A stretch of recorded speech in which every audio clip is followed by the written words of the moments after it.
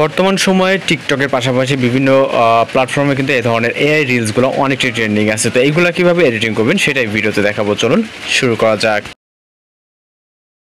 Welcome back. তো এই সকল ধরনের যে ট্রেন্ডিং রিলসগুলো আছে এগুলো কিভাবে এডিটিং করবেন, আর এইগুলো কিন্তু টিকটকে বর্তমান সময়ে অনেকটাই ট্রেন্ডিংয়ে আছে। চাইলে আপনিও খুব সহজে এডিটিং করে এবং আপলোড দিয়ে কিন্তু ট্রেন্ডিংয়ে যেতে পারবেন।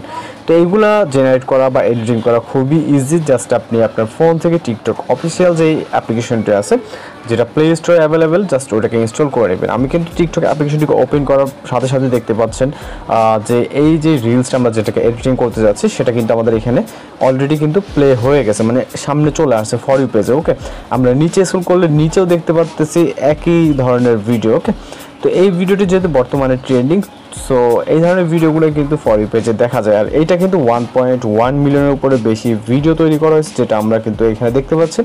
তো এই ধরনের ভিডিওগুলো জেনারেট করার জন্য আমরা জাস্ট সার্চ অপশনে চলে যাবো। ওকে, এটা কিন্তু টিকটক যে অফিসিয়াল যে অ্যাপ্লিকেশনটা আছে ওইটার মাধ্যমে মেকিং করতে পারবে।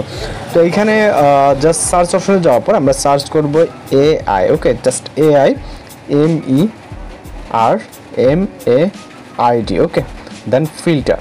ওকে, ফিল্টার রেখে জাস্ট সার্চ করব, আমাদের সামনে বিভিন্ন ধরনের ভিডিও চলে আসবে, ফিল্টার চলে আসবে। এখানে টপে দেখতে পাচ্ছেন এই যে একটি যে ফিল্টার। ওকে, জাস্ট এর পাশে একটি ক্যামেরা আইকন দেওয়া আছে, আমরা ক্যামেরা আইকনে ক্লিক করব। ওকে, ক্যামেরা আইকনে ক্লিক করার পর আপনার ফ্রন্ট ক্যামেরাটি এখানে ওপেন হয়ে যাবে।